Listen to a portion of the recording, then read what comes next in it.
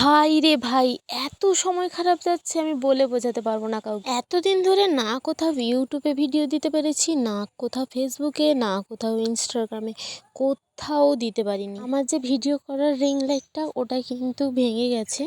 এমনভাবে ভেঙেছে যে কোনো চিট দিয়েও জোড়া যাবে না। আমি চিট দিয়ে জোড়ানোর চেষ্টা করছিলাম কাগজ টাগজ দিয়ে, কিছুতেই হলো না। আরও ভেঙে যাচ্ছে আর এইটাতে ফেভিকুইক চিট দিতেই কেমন একটা ধোঁয়া টাইপের উঠছে দেখছি।